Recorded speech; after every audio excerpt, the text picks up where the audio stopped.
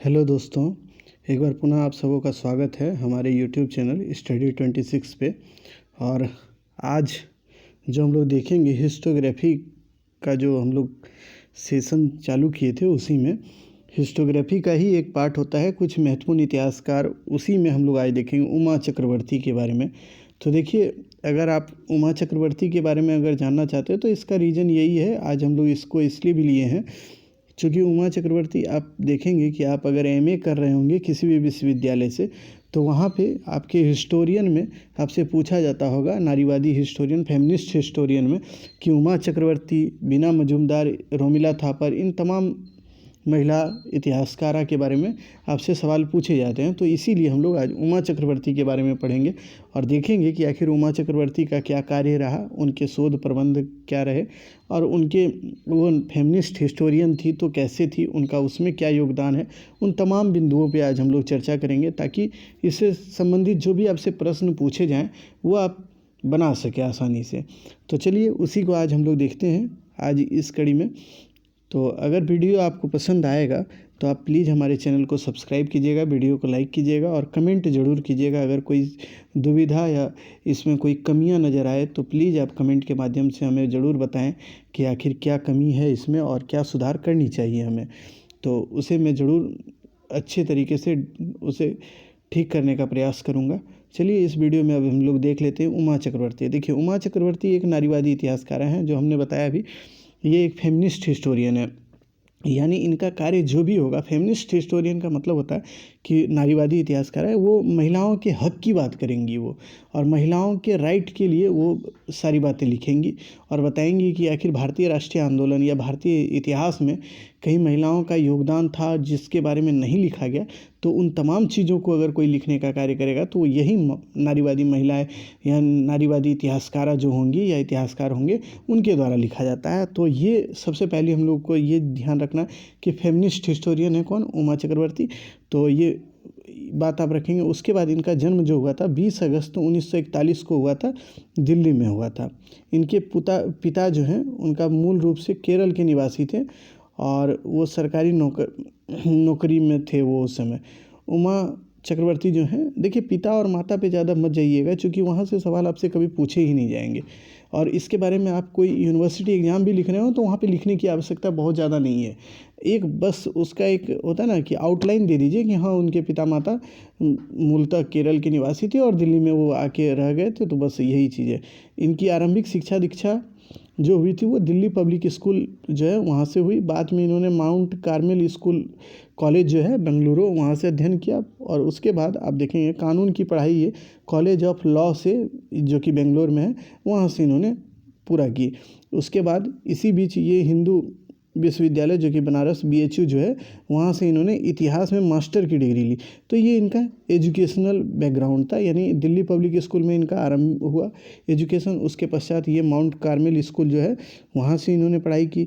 उसके बाद BHU से, इन तमाम जगहों से इन्होंने अपने शिक्षण का कार्य किया। उसके पश्चात आप देखें दिल्ली विश्वविद्यालय में मिरांडा हाउस जो है, आप जानते भी होंगे, आपने नाम सुना होगा मिरांडा हाउस का। दिल्ली विश्वविद्यालय का एक कॉलेज है, वहाँ पे ये इतिहास विभाग की प्रोफेसर के रूप में, ये मतलब इतिहास की प्रोफेसर के रूप में नियुक्त हुई और वहाँ पे उन्होंने पढ़ाना प्रारंभ किया। उसके बाद देखिए उमा चक्रवर्ती जो हैं वो केवल क्लासरूम टीचिंग पर ध्यान नहीं देती थी।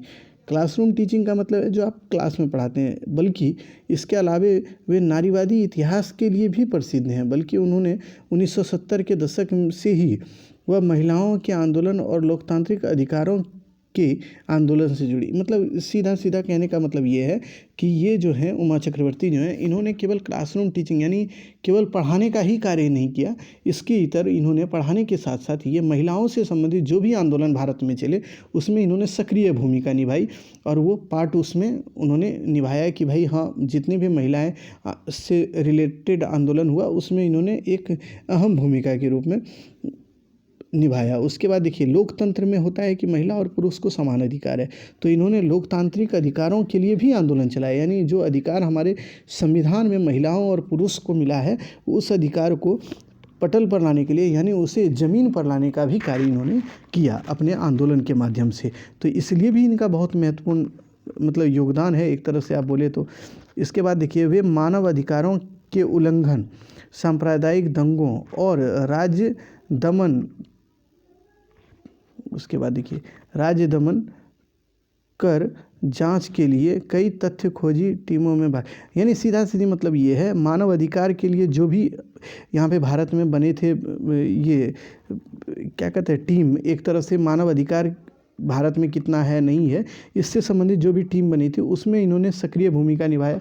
उसके अलावा भी आप देखेंगे सांप्रदायिक जो दंगे होते हैं उससे संबंधित भी जांच की जो टीम बनी थी उसमें भी इनको स्थान दिया गया था। उसके अलावा राज्य दमन की जो राज्य दमन का रूप अपनाती है, यानी सरकारें जो है आप देखेंगे महिलाओं से संबंधित या पुरुषों से संबंधित जो अधिकार से संबंधित बातें करती है या जो अधिकार के बारे में बातें बताती है उससे संबंधित जो भी कमेटियां बनती है या जांच समिति बनती है उसमें भी इनका बहुत ही महत्वपूर्ण योगदान रहा है, ये भी आप ध्यान रखेंगे। तो सीधा सीधा मतलब है कि ये नारीवादी इतिहासकारां थी और उसके अलावा इन्होंने नारियों के संबंध में यानी महिलाओं के अधिकार को लेकर जो भी बातें हुई उस दौर में उसमें इनकी महत्वपूर्ण भूमिका रही है।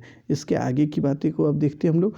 इसके बाद देखिए वे विशेषकर महिलाओं के अधिकारों के लिए लड़ती रहीं, यानी महिलाओं को अधिकार मिले इन तमाम चीज़ों पर वे अपने हक की बात करती रही हैं। इसके अलावा वे जंतर मंतर में जो भी महिलाओं से संबंधित आंदोलन होते थे उसमें अगुवाई की भूमिका निभाती थी, यानी उसका नेतृत्व करती थी, वो लीडर के रूप में रहती थी कि महिलाओं को हक मिलना चाहिए, महिलाओं को शिक्षा का हक मिले, उनको लोकतंत्र में जो है चुनाव ये तमाम चीज़ों या फिर उनसे संबंधित जो आरक्षण की बातें हैं उन तमाम चीज़ों में उसको हक मिले, इसका इन्होंने भरपूर मांग किया है। उसके बाद देखिए उन्होंने शिक्षण जगत में नारीवाद के सिद्धांतों की व्याख्या की और नारी से संबंधित समस्याओं एवं उनके समाधान को भारतीय परिप्रेक्ष्य में देखा, यानी महिलाओं से संबंधित क्या क्या समाधान महिलाओं के लिए हो सकते हैं उन तमाम चीज़ों को इन्होंने ध्यान में रखते हुए उसके बारे में मांग की सरकार से और उससे रिलेटेड जो अधिकार हैं उसको प्राप्त करने का कोशिश किया। अब देखते हैं उनकी कुछ महत्वपूर्ण पुस्तकें हैं, तो वो कौन कौन सी हैं। इनकी ऐसे बहुत पुस्तक है बट जो महत्वपूर्ण है उन पे हम लोग चर्चा करें तो देखिए एक इनकी पुस्तक है social dimension of early Buddhism, जो कि 1987 की है। Social dimension of early Buddhism ये इनकी पुस्तक है। उसके बाद the life and times of Pandita Ramabai, Ramabai के बारे में आप देखेंगे आधुनिक भारत का इतिहास जब पढ़ेंगे तो वहाँ पे इनका बहुत ही महत्वपूर्ण एक सोशल आप देखेंगे जब महिला यानी कि आप देखिए सामाजिक इतिहास को आप जब देखते हैं आधुनिक भारत का तो और या फिर सामाजिक सुधार जो हुआ आंदोलन चला उसमें रमाबाई का बहुत महत्वपूर्ण योगदान है। उसे आप देखिएगा जब आप अगर हम पढ़ाएंगे अगर मॉडर्न इंडिया तो वहाँ पे हम उसकी चर्चा करेंगे। उसके बाद देखिए gendering caste through a feminist lens, यानी जो है जेंडर कास्ट और मतलब उसके बारे में जो है नारीवादी दृष्टिकोण से उन्होंने इस पुस्तक में व्याख्या किया है। जेंडर हुआ, कास्ट हुआ, इस सभी के बारे में। तो यही इनकी 3 पुस्तकें हैं, तो ये ध्यान में आप रखेंगे। उसके अलावा अब आ जाइए नारीवाद को इन्होंने सर्वव्यापी तो माना ही, किंतु भारतीय परिप्रेक्ष्य में महिलाओं के विशिष्ट समूह जो वर्ग, जाति, क्षेत्रीयता, धर्म, रंग, नस्ल में बटे हुए हैं उनके लिए अलग अलग ढंग से नारीवाद की व्याख्या की। यानी सीधा बात ये नारीवाद के बारे में तो पूर्वधा तो थी ही, इसके अलावा भारतीय समाज में जो हमारे समाज में जो व्याप्त स्थितियां हैं उनके परिप्रेक्ष्य में इन्होंने नारीवाद का व्याख्या किया। यानी भारत में आप देखेंगे आज भी हमारा समाज वर्ग में विभाजित है, जाति में विभाजित है, क्षेत्रीयता यानी अगर आप बिहार के हैं तो आप बिहारी कल्चर को अपनाते हैं, कोई झारखंड का है तो झारखंड, कोई यूपी के हैं तो यूपी, कोई राजस्थान के हैं तो उनका अपना अपना कल्चर है। तो यानी क्षेत्रीय स्तर पर या धर्म जो है कोई इस्लामिक हैं तो इस्लाम धर्म को अपनाते हैं तो उनका अपना धर्म का पहनावा ओढ़ावा ढंग सारा चीज़ है। कोई हिंदू धर्म के हैं तो उनका अपना तरीका है, कोई क्रिश्चियन है तो उनका अपना है, कोई सिख हैं तो उनका अपना धर्म है। तो इन तमाम चीज़ों के आधार पर उन्होंने इतिहास को अलग अलग ढंग से लिखने का और नारीवाद का व्याख्या किया उन्होंने। उसके बाद देखिए महत्वपूर्ण ऐतिहासिक पलों जैसे दिल्ली का सिख विरोधी आंदोलन दंगा, मंडल कमीशन द्वारा ओबीसी को सरकारी पदों के लिए आरक्षण जो मंडल कमीशन के द्वारा दिया गया मांग किया गया, शिक्षण संस्थाओं में आरक्षण, बाबरी मस्जिद का विध्वंस, इन पलों का नारीवादी दृष्टिकोण से अध्ययन इन्होंने करते हुए नारीवाद को जनजीवन से जोड़ दिया। साथ ही इन्होंने नारीवाद को सांप्रदायिक विरोधी आंदोलन से भी जोड़ा। यानी सीधा सीधी मतलब है कि मंडल कमीशन जो बना था ओबीसी आरक्षण के लिए, उसके अलावे आप देखेंगे सिख विरोधी आंदोलन जो भी दिल्ली में हुआ था वो हुआ, बाबरी मस्जिद का जो आप देखेंगे जो उसको तोड़ा गया, इन तमाम चीज़ों को उन्होंने नारीवादी आंदोलन के रूप में उसको देखा और नारीवादी समूह के रूप में उसका व्याख्या किया। तो ये चीज़ भी आप ध्यान रखिएगा। इसके अलावा आप चलिए देखते हैं। देखिए, सरकार की आरक्षण नीति पर सकारात्मक समझ बनाई और नारीवादी शोध प्रणाली का अनुसरण करते हुए नंदिता हकसार के साथ मिलकर सिख विरोधी दंगों के प्रभाव के ऊपर एक बहुमूल्य दस्तावेज तैयार किया। यानी सरकार के द्वारा जो आरक्षण जो ओबीसी कैटेगरी को दिया गया, बाद में आप देखेंगे अन्य वर्ग को भी आरक्षण मिला है, तो ये तमाम चीज़ें जो दी गई इनके ऊपर इन्होंने शोध किया। इसके अलावा आप देखिएगा जो कि सिख विरोधी दंगे जो हुए उससे जो प्रभाव उसका जो प्रभाव हुआ उसके बारे में जो सरकार के द्वारा जांच कमेटी बनाई गई उसके बारे में इन्होंने शोध उसमें किया, उसके बारे में उन्होंने जांच पड़ताल किया। तो ये तमाम चीज़ें इनके कार्य में ही आते हैं कि इनके कार्य जो भी हुए इतिहास के क्षेत्र में ये तमाम चीज़ें हैं। उन्होंने अपने लेखन से स्थापित किया कि नारीवाद हर प्रकार के गैर प्रजातांत्रिक मूल्यों का विरोध करता है और लिंग भेद की तरह सांप्रदायिक एवं जातिवाद का खंडन करता है। यानी नारीवाद के आधार पर इन्होंने जो इतिहास को लिखा, इसमें इन्होंने बताया कि नारीवाद जो है फेमिनिस्ट जो स्कूल है वो हर तरह से गैर प्रजातांत्रिक यानी जो प्रजा के हित में ना हो उस तरह की जो भी संस्थाएं हैं या जो भी नियम है जो भी कानून है उसका विरोध करता है। इसके अलावा संप्रदायवाद या जातिवाद जैसी जो भी भावनाएं हैं उसका भी ये खंडन करता है या विरोध करता है, ये नारीवादी विचारधारा। तो ये इन्होंने बताया, अपने शोध के माध्यम से इन्होंने दिखाने का प्रयास किया। इसके बाद इन्होंने देखिए परिवार, समाज और हर प्रकार की संस्थाओं में महिलाओं के आधुनिकीकरण के कारणों की तह तक जाने के क्रम में नारीवाद ने इतिहास के पन्नों को पलटकर देखा और पाया कि हमेशा यानी इन्होंने जो है परिवार हुआ, समाज हुआ या हर तरह की संस्थाएं जो भारत में हैं उन तमाम चीज़ों के तह तक गई और नारीवाद की स्थितियों को जानने का प्रयास किया और देखा कि ऐसा नहीं था, इसका क्रमिक विकास हुआ है। यानी नारीवाद या महिलाओं के ये जो नारीवादी आंदोलन है इसका एक क्रमिक रूप से विकास हुआ और इसकी ऐतिहासिकता है परंतु प्राकृतिक नहीं, इसलिए इसे खत्म किया जाना चाहिए। ये जो परिवारवाद है, जाति है, ये तमाम चीज़ें जो समाज में है उसका एक क्रम से विकास हुआ। यानी प्राचीन भारत में हुआ, मध्यकाल में हुआ, आधुनिक काल में हुआ और अब तक होते आ रहा है। तो ये क्रम से होता जा रहा है। तो और ये बोलती हैं कि भाई ये चीज़ें नहीं होनी चाहिए, इसे समाप्त कर देना चाहिए, एक समय के बाद इसे रोक देना चाहिए, अब इसका विकास नहीं होना चाहिए, इसे रोक देना चाहिए। ये तमाम बातें ये अपने शोध के माध्यम से या अपने कार्यों के माध्यम से इन्होंने बताया। एक समतामूलक समाज की स्थापना के लिए के उद्देश्य को सामने रखकर लिंग, वर्ग, जाति, रंगभेद के समूल को नष्ट करके एक नए समाज की स्थापना का उद्देश्य नारीवाद का उद्देश्य रहा है। यानी इन्होंने बताया कि भाई नारीवाद का उद्देश्य ये है कि एक समाज, ऐसा समाज का स्थापना करें जिसमें कोई लिंग का भेद ना हो, कोई भी वर्ग ना हो, कोई भी जाति ना हो, कोई रंग यानी कोई गोरा है, श्यामला है, काला है, ये तमाम चीज़ों का भेदभाव ना हो। एक ऐसा समाज बनाया जाए जिसमें कोई भेदभाव ना हो। यही नारीवाद का मुख्य उद्देश्य है, यही इनका कहना था। इसके अलावा देखिए ये बताती हैं कि दलित स्त्रियां, खासकर निम्न जाति की स्त्रियां जो होती है, जिस सांस्कृतिक शोषण को झेलती हैं वो आर्थिक शोषण की तुलना में कहीं ज़्यादा अमानवीय और पीड़ाजनक थी। यानी जो महिलाएं, जो दलित वर्ग की महिलाएं होती हैं उनको जो जिस प्रकार की शोषण को झेलना पड़ता है वो आर्थिक पीड़ा यानी आर्थिक शोषण की तुलना में ज़्यादा ही अमानवीय है। मतलब कि आर्थिक यानी जो अर्थ का दंड दिया जाता उससे भी ज़्यादा मानवीय था। यानी उनको शारीरिक शोषण का सामना करना पड़ता था, किनको, निम्न जाति की महिलाओं का। उसके बाद उन्होंने बताया कि नारीवादी विचारधारा को समझने के लिए एक लेख उन्होंने लिखा जिसमें पितृसत्ता पर एक नोट, यानी कि उन्होंने लिखा कि भाई पितृसत्ता का मतलब आप यहाँ समझें, मातृसत्ता और पितृसत्ता, ये दो चीज़ें होती है। मातृसत्ता का मतलब होता है जहाँ महिलाओं का वर्चस्व हो, पितृसत्ता का अर्थ होता है जहाँ भी पुरुषों का वर्चस्व हो, यानी पिता की ही बातें चले, महिला की बातें ना चले, उसी को बोलते हैं हम लोग पितृसत्ता।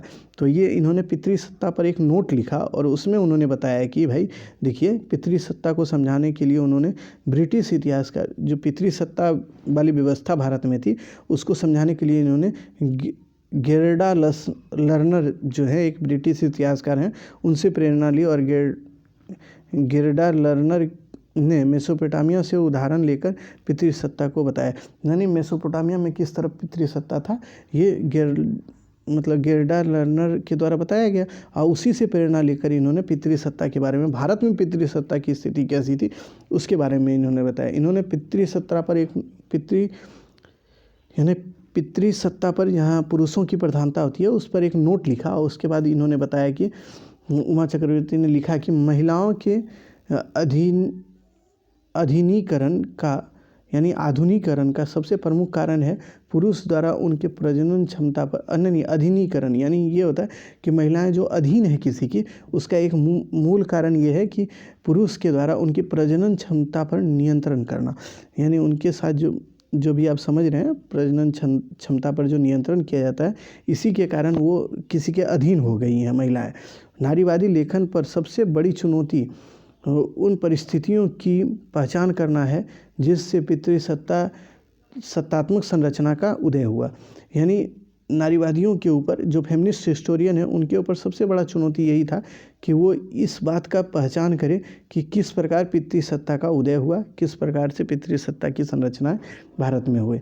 स्त्री की प्रजनन क्षमता को आरंभ से उस कबीले का संसाधन माना जाता था जिससे स्त्री संबंधित होती थी, यानी महिलाएं जो हैं उस कबीले से संबंधित होती थी और उसके प्रजनन क्षमता पर, यानी